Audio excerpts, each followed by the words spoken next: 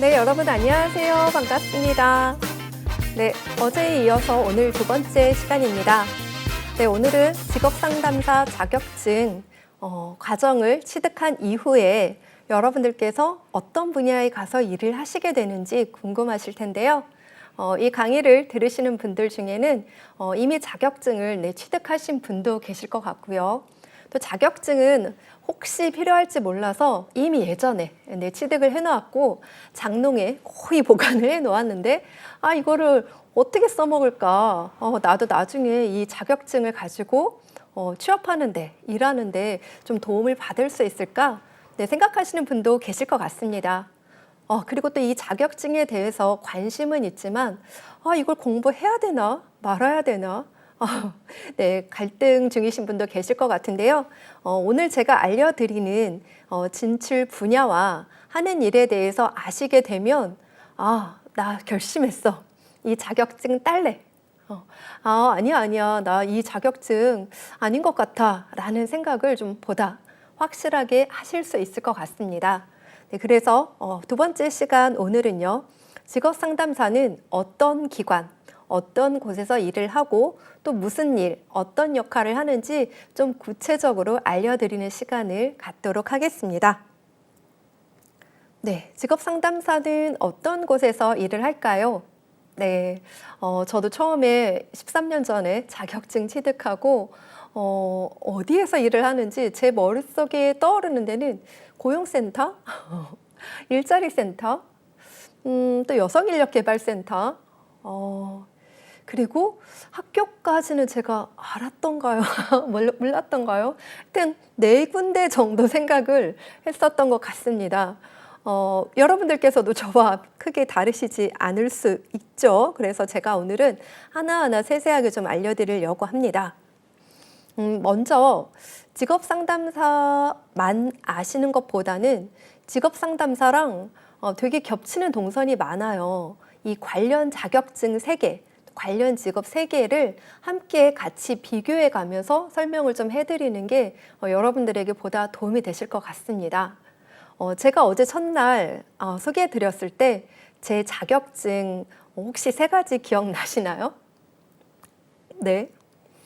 그리고 여러분들과 함께 앞으로 10주 차 동안 이론 강의를 해주실 이정미 강사님께서도 갖고 계신 자격증 기억나시나요? 네, 기억나시는군요. 네, 맞습니다.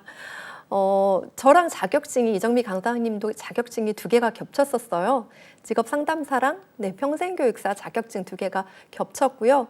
이정미 강사님께서는 청소년 상담사가 있고 저는 이제 사회복지사가 있는데요. 제가 갖고 있는 자격증 3가지를 중심으로 한번 설명을 드리려고 하는데요. 이 강의를 방송을 듣고 계신 여러분들 중에서도 나 직업상담사 공부할까? 사회복지사 공부할까? 혹은 평생교육사 공부할까? 자격증 딸까? 고민하시는 분들이 분명 계실 겁니다. 제가 그랬거든요. 2008년, 9년 이쯤에 저도 같은 고민을 했었습니다. 당시 저는 아이 셋이 있는 경력 단절 여성이었고요. 제가 아이들을 좀 기르면서 솔직하게 돈을 더 벌고 싶은 마음도 물론 있었습니다.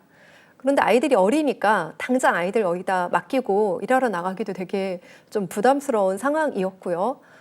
집에 있으면서 아이들 기르면서 온라인으로 온라인으로 강의를 좀 수강을 해서 내가 일을 할 수 있는 자격증을 미리 좀 준비하면 좋겠다라는 생각을 가지고 있었고요. 그때 제가요 검색을 막 해서 3가지 자격증을 놓고 고민했었습니다.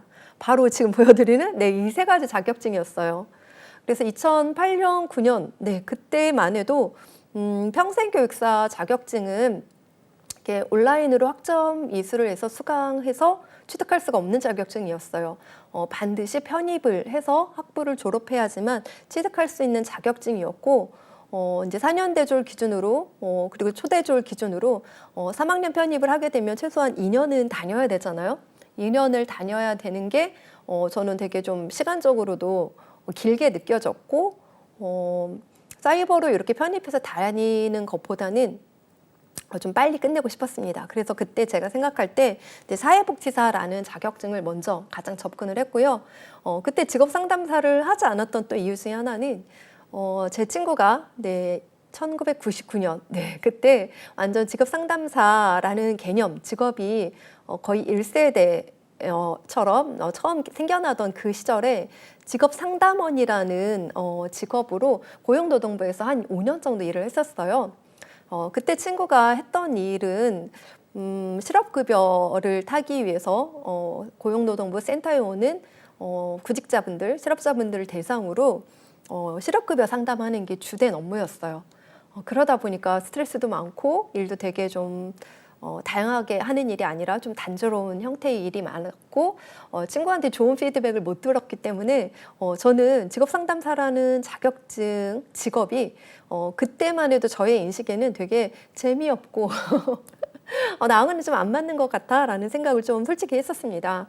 그러다 보니까 저도 이제 직업상담사라는 자격증도 좀 제껴놓고 사회복지사 자격증을 따서 학점 이수를 해서 1년 정도만 투입을 하면 내가 좀 이 자격증을 활용해서 일을 해볼 수 있지 않을까라는 생각을 가지고 사이버로 사회복지사 자격증을 공부를 해서 취득을 하게 되었습니다.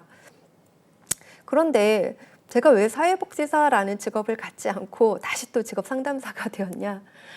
사회복지사 자격증을 취득을 해서 일을 하려고 하다 보니까 제가 그렇게 원하는 일이 많지 않더라고요. 사회복지학과를 전공한 분들에게만 조금 더 다양하고 많은 기회가 있었고 제가 원하는 형태의 일을 할 수가 없다는 판단이 좀 들었습니다. 그래서 다시 실습까지 다 마치고 자격증 취득하고 제가 실습했던 기관, 그때만 해도 이제 지역아동센터 여기에 가서 봉사활동도 6개월 정도 하고 했었는데 최종적으로는 다시 이제 직업 상담사 자격증을 취득해야겠다라는 결심을 2010년 2월에 하게 되었고 그때 이제 4개월 교육과정 신청을 해서 저는 이제 2010년 7월에 자격증을 취득을 하게 됩니다. 지금으로부터 약 한 13년 전 일인데요. 제가 여러 가지 좀 새삼 어떤 감정이 좀 드는데 이 자리에 여러분들 앞에 서서 이렇게 강의를 할 수 있는 것도 여러분들이 저보다 훨씬 더 경력도 뛰어나시고 더 많은 사회 경험이 있으실 수도 있습니다. 그렇지만 이제 제가 이 자격증을 먼저 취득을 하고 일을 한 사람이기 때문에 아마 이 자리에서 여러분들에게 강의를 할 수 있는 기회가 되지 않았나 그런 말씀을 좀 드리고 싶고요. 어쨌든 이 세 가지 자격증을 취득을 하고 일을 하다 보니까 저는 이제 이 부분에 대해서 설명드리고 싶은 이야기가 있어요. 먼저 제가 사회복지를 공부하면서 마음속에 남았던 이제 단 하나의 단어, 웰페어라는 단어예요. 그래서 사람들의 삶을 좀 더 평등하게, 공평하게 질을 높여주는 그런 역할을 하는 게 사회복지사라는 직업이 아닌가라는 생각을 해봅니다. 누군가는 태어날 때부터 많은 것을 가지고 태어나는 사람도 있고요. 또 누군가는 그렇지 못한 사람도 있죠. 또 누군가는 많이 갖고 있었지만 잃는 분도 계시고 누군가는 적게 가지고 태어나지만 또 나중에는 많은 것을 이루는 분도 계실 텐데요. 어쨌든 우리가 살아가는 이 세상에서 모두가 다 똑같이 우리는 이제 공산주의는 아니니까요.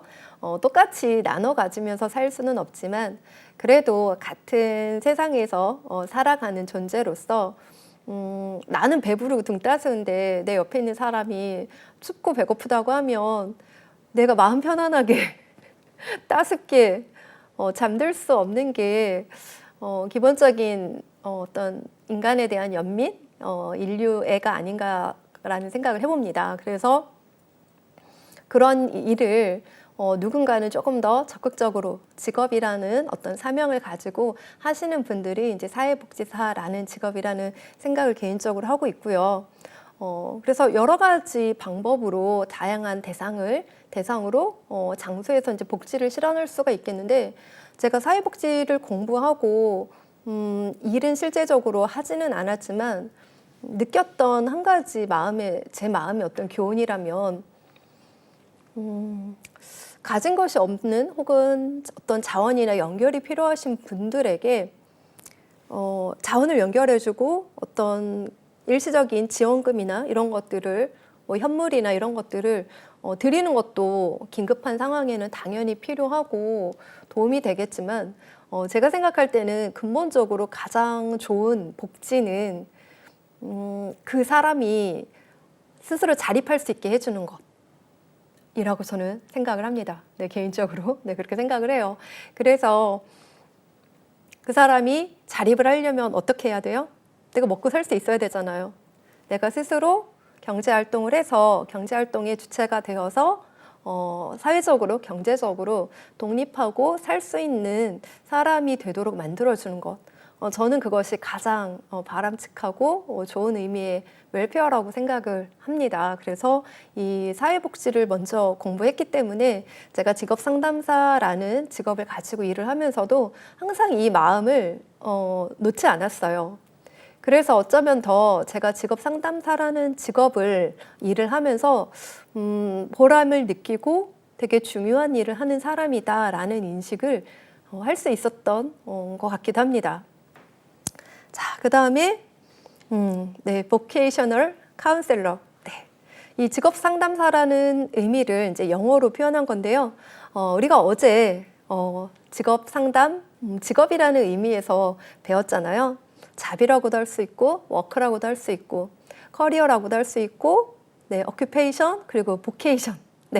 이런 다양한 표현으로 할 수 있지만 이 vocation이라는 표현은 이제 콜링이라는 의미랑 유사하게 어떤 천직, 하늘이 내게 주신 소명, 그런 의미로 해석한다고 했는데요. 그래서 이 직업 상담사라는 의미도 워크 카운셀러도 아니고, 잡 카운셀러도 아니고, vocational counselor라는 명칭을 갖지 않았나라는 생각을 좀 해보고요. 또 우리 어제 또 뭐 배웠죠? 카운셀러 하니까 생각나죠? 직업 상담사는 카운셀링만 하는 직업이 아니라고 말씀을 드렸죠. 경우에 따라서는 코칭도 해야 되고, 경우에 따라서는 스행님처럼 강력한 카리스마로 컨설팅을 하면서 내담자를 좀 이끌어가는 그런 역할을 할 때도 있고요. 또 누군가에게는 롤모델, 멘토와 같은 역할을 한다고도 말씀을 드렸습니다. 그래서 이 직업 상담사라는 직업은 제가 나름대로 정의를 한 거예요. 자신만의 일을 통해서 물론 자아 실현도 하겠지만 타인과 그리고 우리가 살아가는 공동체를 위해서 공헌할 수 있는 기회가 저는 바로 직업이라는 생각을 해봅니다. 저는 저에게 직업이라는 의미는 그런 거예요. 조금 더 부연 설명을 하자면 가장 나답게 일할 수 있는 방법으로 다른 사람들과 지구 안에 있는 공동체를 함께 위할 수 있는 누군가를 위해 공헌할 수 있는 방법이 저는 직업이라는 생각을 합니다. 그게 저처럼 강의를 하는 직업이든 아니면 다른 사람의 생명을 구하는 직업이든 아니면 우리가 살아가는 장소를 환경을 깨끗하게 하는 분이든 꽃을 가꾸거나 씨앗을 심는 분이든 그 모든 것들이 결국에는 내가 잘할 수 있고 내가 할 수 있고 의미 있다고 여기는 방법으로 나와 타인과 우리가 함께 살아가는 이 지구에 내가 할 수 있는 공헌 그런 방편이 된다 생각을 개인적으로 하고요. 자, 그 다음에 여기까지 이제 설명을 드리고 나면 평생교육사는 어떻게 말씀을 좀 드리고 싶냐. 우리가 함께 살아가는 이 공동체에서 기왕이면 함께 배부르고 함께 따숩게 지내면 좋죠. 그리고 내가 할 수 있는 방법으로 나도 한 사람의 일원으로 조직을 위해 공동체를 위해 공헌할 수 있으면 좋아요. 그런데 지금 우리가 살아가는 세상은 어떤가요? 지금 우리가 몇 세까지 산다고 하죠? 100세까지 산다고도 하고요. 그리고 보험사에서는 이미 상품이 120세까지 보장이 되는 상품도 나오고 있는 시대를 살고 있잖아요. 우리가 초등학교부터 배운 지식, 중학교, 고등학교, 대학교까지 배운 지식 다 합해도 16년 공부한 겁니다. 그 16년간의 공부한 것을 가지고 평생을 살아간다? 50년, 60년, 70년 써먹는다? 이게 좀 어려운 세상이 아닐까요? 저는 개인적으로 그렇게 생각을 해요. 하나의 전공이나 뭐 하나의 어떤 직업을 가지고 평생 그 업을 하시는 분도 물론 계십니다. 어떤 분은 장인이 되시는 분도 계시고요. 또 어떤 분은 그 분야의 대가가 되는 분도 계시지만 요즘에는 워낙에 사회가 빠르게 변하고 있고 다양하게 다방면으로 변화하고 융합하고 모였다가 터졌다가 이런 세상을 우리가 살아가고 있는 와중에 또 디지털, 우리가 사람이 하던 일들, 손으로 하던 작업들, 만나서 하던 일들 다 기계나 시스템이나 로봇이 대체하고 있고요. 우리가 또 코로나를 겪으면서 그 모든 변화들이 일시에 빠르게 이루어졌죠. 그러다 보니까 우리가 16년간 혹은 18년간 배웠던 그런 공부, 학업, 지식, 경험만으로 나머지 세상을 계속 변화하고 적응하면서 살아가기가 좀 어려운 세상을 살고 있습니다. 그래서 평생교육이라는 개념은 라이프롱 러닝. 예전에는 라이프롱 에듀케이션이라고 했는데 에듀케이션이라고 하는 거는 교육을 한다는 의미인 거잖아요. 그러니까 교수자, 가르치는 자 입장에서 가르치려고 하는 개념이 있기 때문에 우리는 좀 학습자 입장에서의 어떤 주체성, 능동성을 강조하는 표현으로 씁니다. 그래서 현재는 라이프롱 러닝이라고 표현을 하고요. 제가 되게 좋아하는 미국의 사상가이신데요. 린드만이라고 하는 분은 말을 빌려서 표현을 하자면 교육은 결국에는 교육 자체가 아니라 교육만으로 그치는 것이 아니라 교육은 결국 삶 그 자체가 된다라고 말씀을 좀 드리고 싶습니다. 또한 삶 또한 교육이 된다고 말씀을 좀 드리고 싶은데요. 이게 무슨 말이냐면 많이 들으신 분은 이 개념이 좀 익숙하실 텐데요. 우리가 살아가는 동안 배우잖아요. 학교에서만 배우나요? 일터에서도 배우고요. 가정에서도 배우고요. 선생님에게만 배우나요? 친구에게서도 배우고 우리 아이에게서도 배우고 지나가는 어르신에게서도 배우잖아요. 우리는 모든 순간, 매 순간 깨어있기만 하면 스스로 배움이 일어날 수가 있습니다. 그래서 교육이 어떤 시기나 틀 안에만 갇히는 것이 아니라 우리가 살아가는 일생을 거쳐서 교육이 일어난다고 말씀을 좀 드리고 싶고요. 그러다 보니까 앞으로 이렇게 좀 빠르게 변화하고 삶이 길어진 세상에서는 우리에게 요구되는 가장 중요한 능력 중에 하나가 바로 러닝 어빌리티, 바로 학습 능력이라고 말씀을 드릴 수 있을 것 같아요. 그래서 저는 대학원, 석사와 박사 과정에서 평생교육 및 HRD를 공부를 하면서 느낀 건 우리가 하는 일이 결국에는 다 연관이 되어 있더라고요. 웰페어적인 접근에서 사람이 자립할 수 있게 온전하게 독립할 수 있게 도와주는 것이 가장 큰 복지이면서 그러기 위해서는 뭐가 필요해요? 직업이 필요합니다. 우리가 직업 생활을 건강하고 오래도록 성공적으로 잘하기 위해서는 또 뭐가 필요합니까? 맞습니다. 교육이 필요할 수밖에 없죠. 여러분들도 지금 TV로, 유튜브로 이 영상을 시청하시면서 현재의 나의 삶에서 안주하지 않고 더 나은 세상, 더 나은 내일, 더 나은 내가 되기 위해서 계속 공부하고 계시잖아요. 그래서 여기 화면에 보이는 것처럼 직업상담사와 사회복지사와 평생교육사가 하는 일이 결국에는 내 어깨와 어깨를 맞대고 있는 그런 형태의 일을 하고 있고요. 실제 현업에서 일을 하시다 보면 이런 일을 하시는 분들을 많이 만나시게 될 거고 자격증을 취득하면서 직업상담사 일을 하다가 평생교육 쪽으로 넘어가시는 분들 계시고요. 또 사회복지사로 일을 하시다가 직업상담사 자격증이 필요해서 직업상담사 자격증을 취득하시는 분도 계시고요. 또 평생교육 쪽에서 일을 하시다가 직업상담사 자격증을 취득해서 직업상담 쪽으로 넘어와서 일을 하셨다가 다시 돌아가는 분도 계시고 정말 다양하게 서로 같은 비슷한 영역에서 만나고 일하고 또 헤어졌다가 또 다시 만나고 그렇게 되는 분야인 것 같아서 좀 함께 말씀을 좀 드렸습니다. 또 아울러 저처럼 이렇게 상담이나 혹은 교육 네, 심리 이런 분야에 계신 분들은 이 자격증을 많이 갖고 계세요. 네. 그래서 좀 같이 말씀을 좀 드렸고요. 자, 이제부터는 직업 상담사가 어느 영역에서 일을 하는지 좀 더 구체적으로 설명을 좀 드리도록 하겠습니다. 네. 네. 크게 나누어서 공공 영역과 민간 영역으로 나누어서 설명을 좀 드릴 건데요.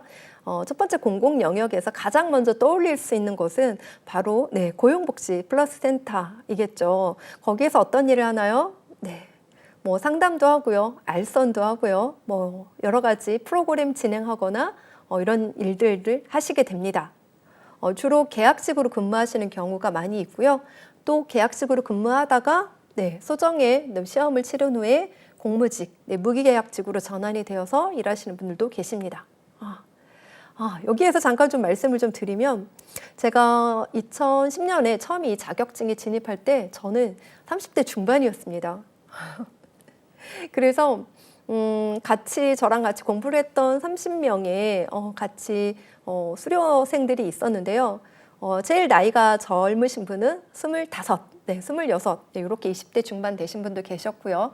저처럼 30대 중반, 40대 초반 이렇게 되시는 분도 계셨고 또 40대 후반, 50대 초반 이러신 분도 계셨어요.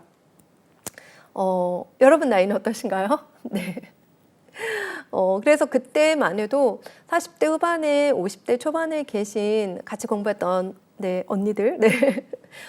저를 부러워하면서 선미 씨 좋겠다, 젊어서 그러면서 우리는 나이를 많이 먹어서 자격증을 취득해도 과연 일을 할 수 있을까 좀 걱정이야 라고 하셨었는데요. 결국엔 어떻게 되었을까요? 네.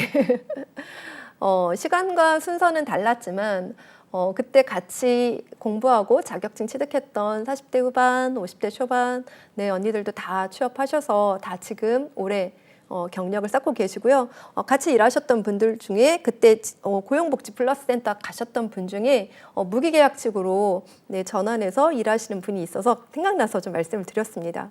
그래서 혹시 여러분들 중에 내 나이 때문에 좀 걱정하고 부담스러워 하시는 분이 계시다면 제 생각에는 간절함이 가장 중요한 것 같아요. 네. 이 이야기는 나중에 또 말씀을 드릴 기회가 있으면 다시 말씀드리기로 하고요. 네, 그 다음에 또 고용노동부 소속 직업상담 공무원, 네, 또 2018년부터 채용을 하고 있죠. 그리고 시간선택제 임기제 공무원, 네, 다급, 낙급, 각급, 임기 5년째 공무원 이렇게 채용하는 공고 보셨을 거예요. 네, 그렇게 일을 해보실 수도 있고요. 그리고 경기도 각 시군, 네, 경기도에는 31개 시군 일자리 센터가 있고요. 전국적으로에도 각 시군, 시도 이런 데 일자리 센터가 있을 겁니다. 거기에서 계약직으로 근무를 하실 수도 있고요. 마찬가지로 이렇게 무기계약직, 공무직으로 전환이 되어서 일을 하시는 분도 계십니다. 우리가 한 곳에서 계약직으로 2년 이상 근무를 하기가 어렵기 때문에 민간 소속으로 예를 들어서 스텝스 소속으로, 제니엘 커리어 소속으로 파견 형태로 근무를 하는 경우에는 2년 이상, 3년, 4년 계속 근무를 하시는 경우에는 민간 소속 계약직 컨설턴트라고 제가 표현을 좀 해놨고요. 그 다음에 노사발전 중장년 일자리 희망센터 같은 경우에는 중장년들, 네, 중장년들을 대상으로 일자리 연결이라든지 필요한 교육들을 도와주는 곳입니다. 전국적으로 13개소가 있고요. 그리고 서울 50플러스 재단, 네, 여기도 왠지 50 플러스 하니까 중장년 대상으로 지원해 주는 것 같죠. 네, 맞습니다. 그래서 50 플러스 재단은 다른 지역에는 없고요. 현재는 서울 50 플러스 재단이라는 이름으로 2016년 네, 4월에 설립이 되었고요. 그리고 여기에서 재단에서 운영하는 50 플러스 캠퍼스가 권역별로 6개 소가 있습니다. 서부, 남부, 북부, 중부 이런 식으로요. 그리고 50 플러스 센터가 있습니다. 여기는 자치구별로 총 19개. 네. 읍면동, 아니, 읍은 아니겠죠? 그 구 센터, 이런 동주민센터 이런 데라고 보시면 됩니다. 자, 그 다음에 서울시 여성능력개발원. 네. 여러분들도 아마 주변에서 YWCA 이런 것을 좀 보셨을 거예요. 여성인력개발센터, 네, 이런 데가 지역마다 다 있으실 건데요. 네, 서울시에서는 여성능력개발원이라고 해서 서울 여성발전센터 5개와 그리고 여성인력개발센터 18개소를 총체적으로 운영하는, 관리하는 능력개발원이 있습니다.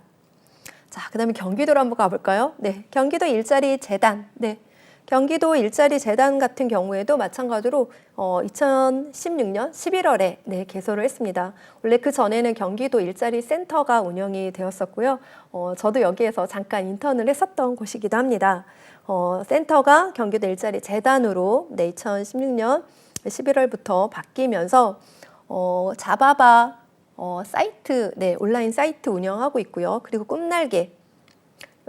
여기는 이제 여성가족부랑 함께 운영하는 여성들 커리어 개발하는 네, 그런 사이트 꿈날개가 있고요. 그리고 꿈마루, 네, 꿈마루 같은 경우에는 여성인들 창업 지원하는 네, 사이트입니다. 그래서 이렇게 세 군데가 운영이 되고 있어요. 이런 데서도 우리가 다 일을 할 수 있다고요. 네. 그리고 이렇게 온라인으로 진행이 되고 있는 사이트 같은 경우에는 대면 상담하지 않고 온라인으로 상담이나 지원하는 그런 상담사를 별도로 뽑고 있습니다. 그래서 혹시 내가 재택근무하면서 일하고 싶으신 분들 같은 경우에는 온라인으로 직업상담사 채용하는 기관에 지원하실 수가 있습니다. 네, 그리고 경기 여성 비전센터, 경기도 여성 능력 개발센터, 여기는 이제 용인과 의정부에 각각 네, 있고요. 또 경기 여성 비전센터도 제가 예전에 인턴십 했던 기관입니다. 네, 반갑네요. 그리고 경기도 내 여성인력개발센터가 총 7개, 7군데 있고요. 자, 여기까지는 이제 주로 고용복지센터, 시군일자리센터, 노사발전재단, 서울 경기도권에서 진행하고 있는 것 위주로 말씀드렸고요. 자, 그 다음에 특수한 계층을 대상으로 취업지원 업무를 별도로 하는 곳이 있어요. 그래서 국가보훈처 제대군인지원센터라고 있습니다. 그래서 전국에 10군데가 있고요. 여기에서도 마찬가지로 계약직으로 뽑는 경우도 있고 무기계약직, 네, 공무직으로 하는 경우도 있고 같이 일했던 우리 동기들 중에서도 여기에서 일하시는 분들이 계십니다. 그래서 처음에는 계약직으로 근무를 하다가 나중에는 다 이렇게 무기계약직으로 이렇게 전환이 되었고요. 하는 일은 다르진 않는 걸로 알고 있고요. 내가 좀 더 안정적으로 일하시는 걸 원하시는 분들 같은 경우에는 이렇게 무기계약직을 채용해서 일하는 형태의 기관에 지원하시면 좋겠죠.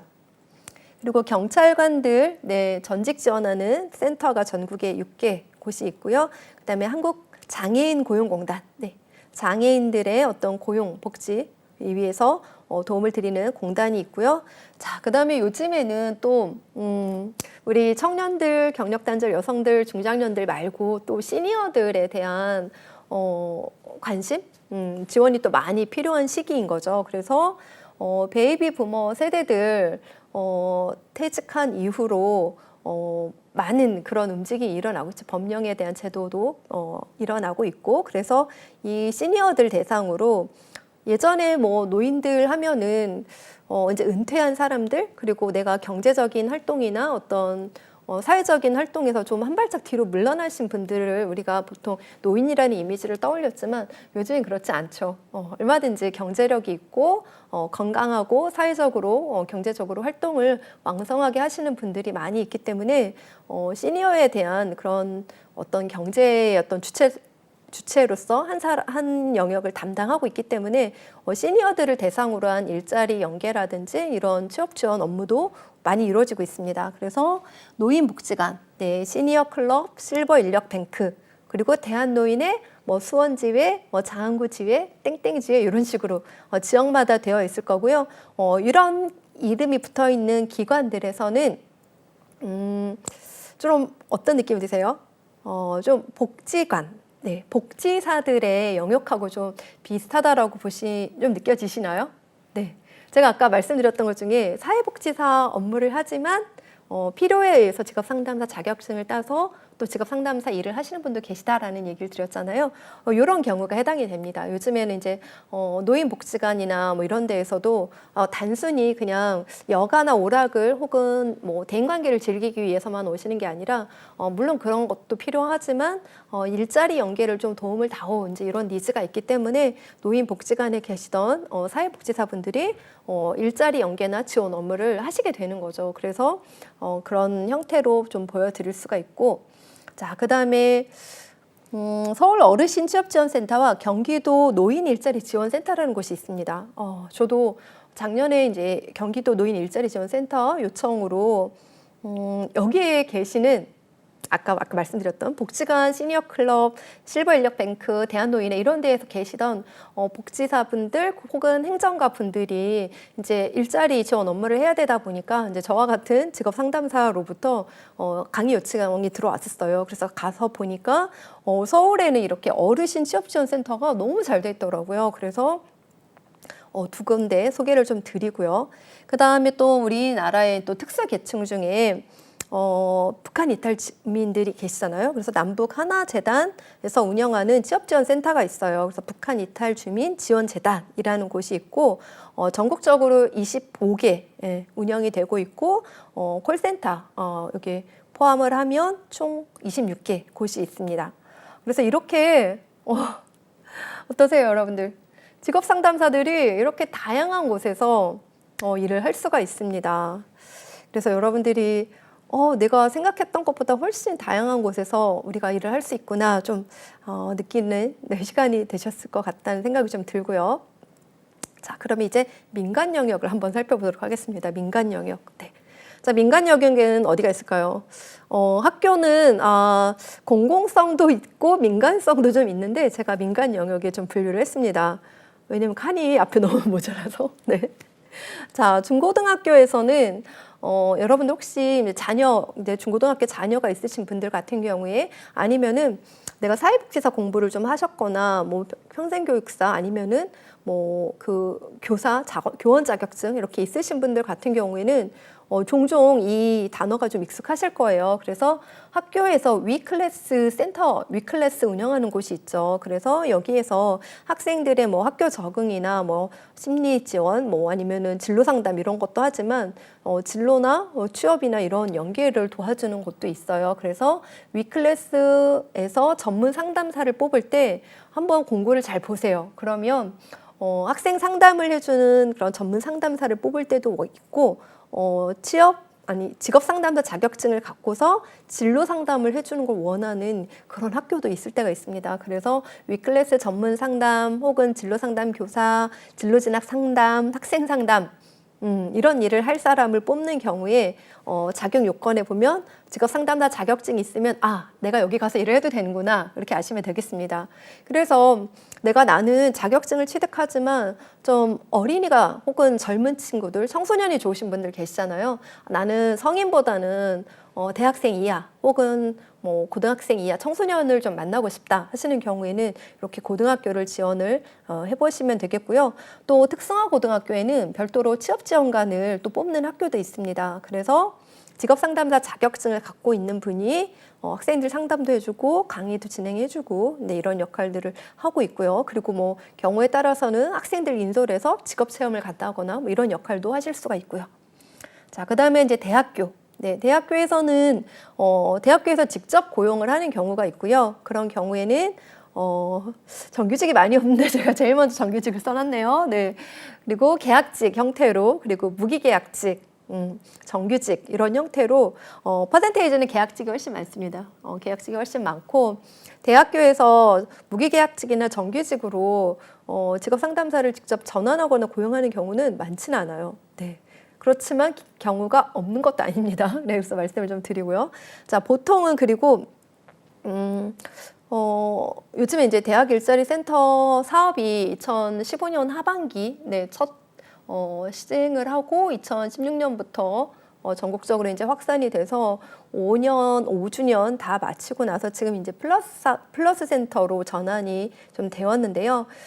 이렇게 5년 동안 사업이 유지를 해야 되기 때문에 학교에서 직접 고용을 하게 되면 아까 말씀드렸던 것처럼 2년 이상 근로를 하기 어렵잖아요. 그러다 보니까 컨소시엄 업체를 구성을 해서 장기 고용을 하는 경우가 많이 있습니다. 그래서 어떤 대학교에서는 뭐 예를 들어서 잡코리아가 컨소시엄 업체일 수도 있고 어떤 대학교에서는 커리어나 뭐 아니면 엘리트 코리아 이런 업체가 컨소시엄 업체일 수도 있고 그래서 그런 업체 소속으로 대학교에서 근무를 하게 되면 4년, 5년 이렇게 좀 길게 근무를 하실 수가 있습니다. 저도 그렇게 근무를 했었고요. 그래서 대학 일자리 플러스 센터는 이제 일반형과 거점형 이렇게 현재 두 개로 구분이 되고 있고요. 학교 이제 학생들 네, 인원에 따라서 예산이 좀 달라지는 겁니다. 그래서 대학 일자리 플러스 센터 사업은 국고가 40% 이상 지원이 되고 학교 자체 60% 이상 네, 지원이 되고 학교 자체 예산과 지자체 예산으로 이렇게 운영이 되고 있는 그런 형태의 사업이라고 보시면 되고요. 그리고 많은 대학교에서 이제 대학 일자리 플러스 센터가 있으면 그렇게 그 센터 이름으로 간판을 걸고 채용 공고를 낼 거고요. 그렇지 않은 경우에는 자체 예산으로 채용을 하는 경우에는 학교마다 좀 명칭이 다를 수 있는데요. 뭐 경력개발센터라고 하는 경우도 있고요. 취업지원센터 혹은 사회진출센터, 뭐 인재개발원 등 다양한 형태의 이름으로 직업 상담사를 채용을 하고 있습니다. 자, 그다음에 민간 이제 포털 기업, 민간 기업들 정말 이제 순수한 민간 기업들, 여러분들 잘 알고 계신 뭐 사람인, 잡코리아, 인크루트, 네, 커리어, 뭐 제니엘, 스텝스 이런 그리고 인덱스루트 코리아, 멜리트 코리아, 엑스퍼트 컨설팅 뭐 이런 기업들, 이제 이런 기업들이 뭐 다 포털은 아니죠. 자기네 자체 그 포털을 대부분 가지고 있어요. 가지고 있으면서 거기에서 채용 공고도 올리고 구직자도 거기에서 유입이 되고 뭐 어떤 강의 같은 것도 올려주고 그러면서 이렇게 국가에서 진행하는 혹은 대학에서 진행하는 사업을 따서 자체적으로 내부 인력을 가지고 돌리기도 하는데 내부 인력을 가지고 다 사업을 수행할 수는 없거든요. 왜냐하면 사업을 항상 많이 딸 수 있다는 보장이 없기 때문에 그때 사업을 딸 때마다 이제 별도의 뭐 단기 계약직, 몇 개월 계약직 혹은 건 바이 건으로 이렇게 강사나 컨설턴트들을 구합니다. 네, 그렇게 해서 프리랜서 형태로 일을 할 수도 있고 아니면은 1년, 2년 이렇게 계약을 한 후에 뭐 어떤 역할을 하는 형태로 근무를 할 수도 있습니다. 아까 말씀드렸던 것처럼 이제 대학교랑 컨소시엄 업체를 맺는 경우에는 예를 들어서 내가 엘리트 코리아에 입사를 하지만 땡땡 대학교에 파견을 나가서 거기에서 실제 근무를 하면서 대학 일자리 플러스 센터 사업을 하는 형태로 그렇게 일을 할 수도 있고요. 아니면은 뭐 이 엘리트 코리아, 뭐 엑스퍼트 컨설팅 자체의 사업을 진행할 내부 직원을 뽑는 경우도 있어요. 그래서 그걸 구분을 하셔가지고 내가 어떻게 일을 하고 싶은지를 좀 결정을 좀 하시면 좋을 것 같고요. 좀 더 한 가지 아까 말씀을 좀 드리면 아까 우리가 나이 잠깐 얘기를 했었잖아요. 그래서 뭐 뒤에 좀 설명이 드릴 부분이기도 한데 미리 좀 말씀을 드리면 직업 상담사는 진입하는 뭐 장벽이 높지 않은 편이에요. 학력이나 나이 이런 부분에서 좀 프리한 편이고 전공도 마찬가지고 그런데 조금 활동하기에 선호되는 나이는 좀 있는 것 같아요. 그래서 저는 14년 전에 이제 30대 중반의 나이로 진입을 했다고 말씀을 드렸는데, 그때 제가 제 기준으로 생각할 때 제 나이가 너무 경력은 없고 나이는 많게 느껴졌어요. 그래서 되게 그조차 저에겐 좀 핸디캡이었던 시절이었는데, 그때 기준으로 생각을 해보면 30대 초반도 괜찮고요. 30대 중반도 괜찮고 40대 초반, 중반 다 괜찮습니다. 그리고 40대 후반, 50대 초반도 괜찮습니다. 내가 50대 초반인데 중학교, 고등학교, 대학생을 만나러 가면 일반적으로는 조금 어려움이 있을 수 있어요. 그렇지만 내가 아까 말씀드렸던 것처럼 우리가 만나는 구직자 층이 다양하잖아요. 그래서 중년층도 있고 시니어층도 있기 때문에 내가 좀 더 접근성이 좋은 활동하기 좋은 대상층을 고려한다고 하면 직업 상담사의 나이도 다양한 게 당연히 좋겠죠. 그래서 그런 나이별로 고려를 해볼 수가 있고 반대로 저는 너무 이제 젊으신 나이 20대 뭐 초반, 중반 뭐 이렇게 되시는 분들 경우에도 이렇게 활동을 하시는 경우가 있어요. 그런 경우에는 오히려 대학생들이랑 나이가 얼마 차이가 안 나죠. 그리고 그 이후에 중장년들 만나기에는 더 부담스러운 나이가 될 수 있죠. 나를 만나는 내담자가 나보다 훨씬 연륜과 경험이나 경력이 많으면 좀 내가 심리적으로 좀 부담이 될 수 있잖아요. 특히 초기에는. 그러다 보니까 저는 이렇게 민간 포털 기업에서 근무하시는 경우를 추천드리고 싶어요. 그런 경우에. 내가 20대 중반 정도다. 그러면은 젊은 뭐 중학교, 고등학교 학생들을 만나면 조금 친구들과 함께 프렌들리하게 라포 형성하면서 이렇게 일하기 좀 좋을 수 있는 그런 면이 있을 것 같고요. 그렇지 않은 경우에는 이렇게 민간 기업에서 컨설턴트로 혹은 프로그램이나 연구 이렇게 지원팀 뭐 이렇게 서류 작업하고 제안서 쓰고 이렇게 현장 지원하는 그런 업무들이 많이 있거든요. 이제 그런 업무들을 하시면서 전체적으로 이 필드의 어떤 돌아가는 형태, 일머리를 조금 그 시기에 조금 배우시면서 내가 좀 어느 정도 경력과 이런 것들이 쌓인 다음에 직접 고객을 만나는 일을 하시는 게 좀 더 유리하지 않을까, 저는 좀 그런 생각을 해봅니다. 네. 자, 그리고 이제 기업체에도 가실 수가 있어요. 직업훈련 담당자나 HRD 담당자, 뭐 전직 지원 서비스 담당자, 뭐 이런 식으로 우리가 여기서 이제 기억해야 되는 것 중에 하나가 전직 지원 서비스라는 개념이 그 전에도 있긴 있었는데 이제 2020년 5월이었나요? 그때 이제 전직 지원 서비스에 관한 법률이 새롭게 이제 발의가 되면서 1,000명 이상의 사업장이 있는 기업에서는 지원들이 퇴사할 때 그 전직 교육을 해서 내보내야 된다는 그런 법령이 조항이 생겨났어요. 그러면서 그게 아직까지는 이제 권고사항인 걸로는 알지만 어쨌든 많은 기업들에서 되게 반응을 하고 있습니다. 그래서 직업 상담사들이 하는 일자리 중에서 전직 지원, 재취업 지원 서비스 영역이 훨씬 많이 넓어졌고 기회가 많이 생겼습니다. 그래서 그런 일들도 할 수 있고요. 그렇게 기업에서 직접 고용을 하는 경우도 있고, 그리고 우리처럼 이렇게 일을 하다가 기업으로 인사 담당자로 들어가는 경우도 많지는 않지만 제가 좀 보았고요. 그리고 기업에 계신 분들이 이 자격증이 필요해서 따는 경우도 뭐 가끔 있을 것 같긴 해요. 꼭 필요하진 않을 것 같긴 한데. 네, 그리고 전국에 있는 직업훈련 기관, 모든 직업훈련 기관에서도 직업훈련을 잘 시키지만 결국에는 이 수강생들이, 훈련생들이 또 사회로 진출이 되고 취업에 어떤 실적이 있어야지 유리한 평가를 받기 때문에 직업훈련 기관에서도 직업상담사를 뽑습니다. 그리고 전국에 있는 유료 직업 소개서들 다 해당이 되고요. 네, 우리가 일할 곳이 이렇게 많습니다, 여러분. 제가 여러분들에게 지금 희망을 드리고 있는 게 맞나요? 저는 뭐 희망을 드린다기보다는 정확한 사실적인 정보를 드리려고 최대한 노력을 했다라고 말씀을 드리고 싶습니다.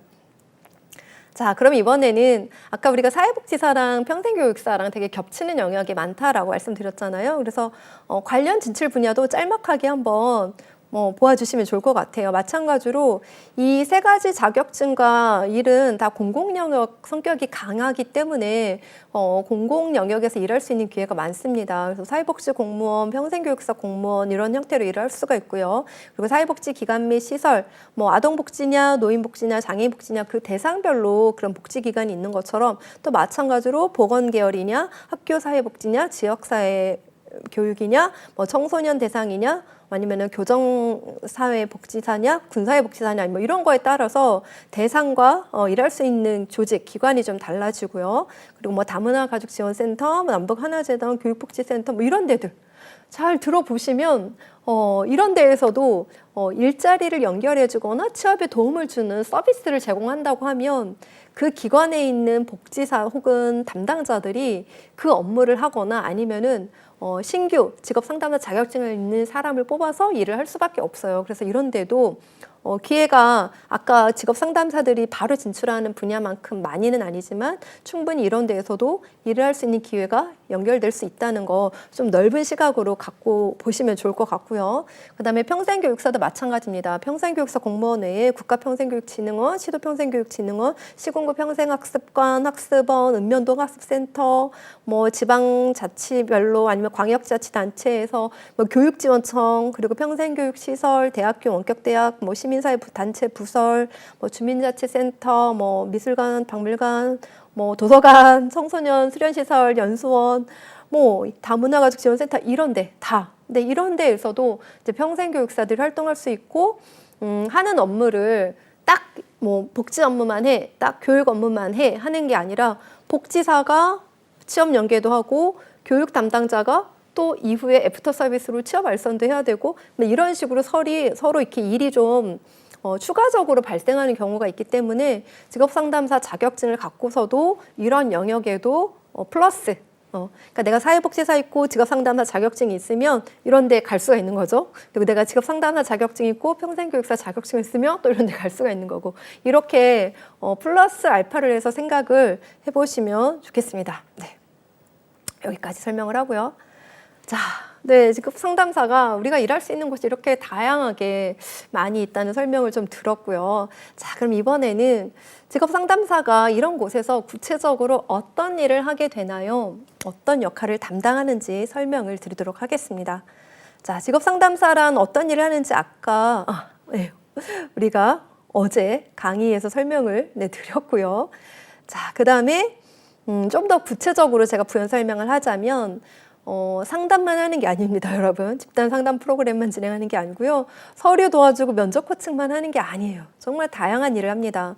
다양한 행사 프로그램 기획할 수도 있고요. 위탁업체 선정하고 강사 섭외하고 홍보물 제작하고 포스터 제작하고 참여자 모집하고 전화 돌리고 이런 업무도 하고요. 또 그리고 행사 뭐 프로그램 끝나고 난 다음에는 시작 전에는 수요조사 어떤 걸 기획하려고 할 때 수요조사도 할 수도 있고 실제 운영하고 거기에 대한 평가 그리고 만족도 조사 이런 것들 반영해서 결과 보고하고 예산 집행하는 것까지도 다 우리가 할 수 있어요. 이건 기관별로 다릅니다. 여러분들이 어떤 기관에서 일을 하는지에 따라서 나는 상담사만 하는 업무만 할 수도 있고요. 상담 플러스 강의만 하는 것도 있고요. 내가 상담도 하고 강의도 하고 이렇게 프로그램 기획도 하고 결과 보고서도 쓰고 예산 집행도 하고 이런 것도 다 하는 회사도 있고요.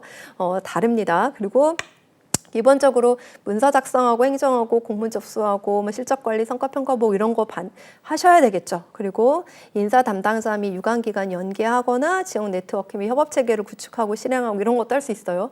말 듣다 보니까 사회복지사랑 되게 비슷해 보이죠? 맞습니다. 사회복지사랑 평생교육사랑 직업상담사 하는 일들이 용어만 대상만 다를 뿐이지 비슷한 역할을 할 때가 상당히 많이 있습니다.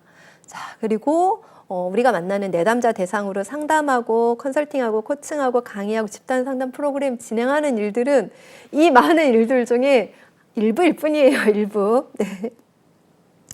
자, 그래서 직업상담사의 역할을 직업상담협회에서는 이렇게 10가지로 구분을 해놓고 있습니다. 상담자 역할을 하죠. 그리고 어떤 상황이 발생하면 내가 직접 일을 처리하는 처치자 역할을 합니다. 그리고 조언자 역할도 하고요. 그리고 프로그램을 개발하는 역할도 하고요.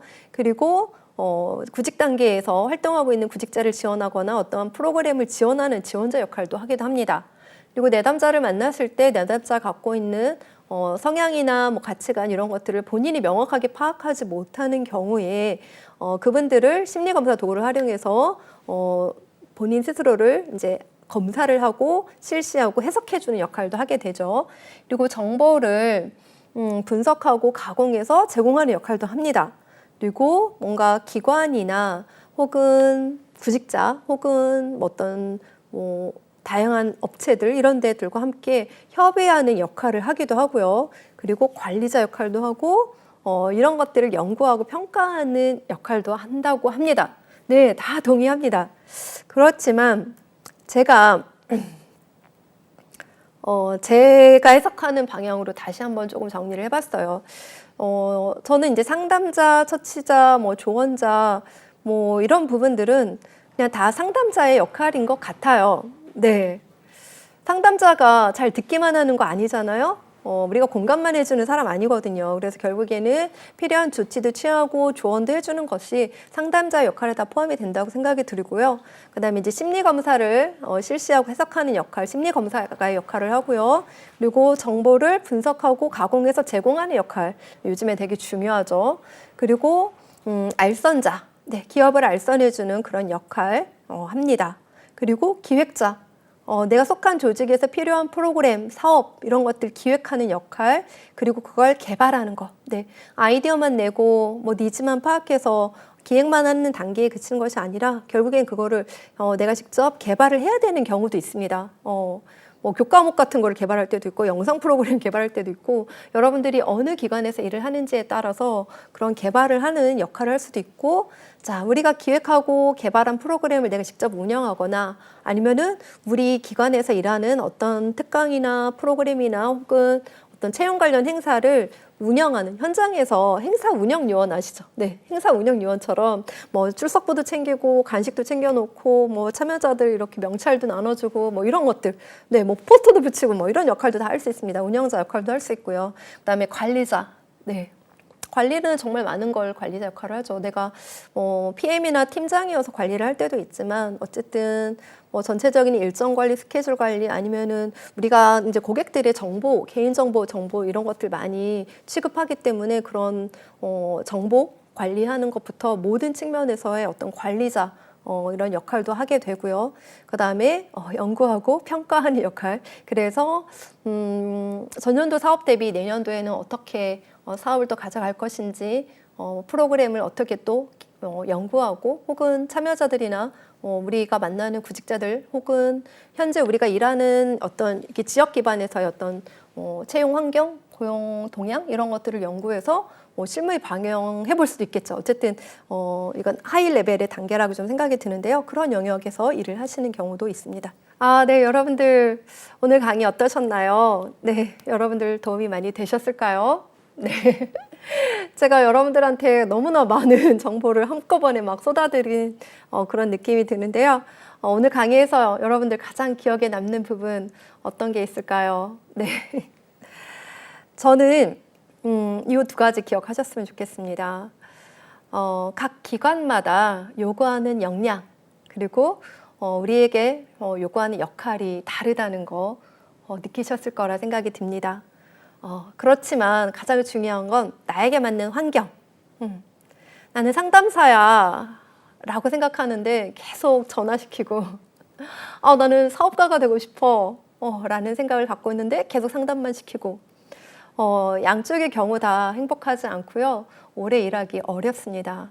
그래서 여러분들이 진짜 원하는 직업 상담사, 여러분들이 진짜 하고 싶은 일을 할 수 있는 기관을 꼭 찾으셔서 네, 입직하시길 바라겠습니다.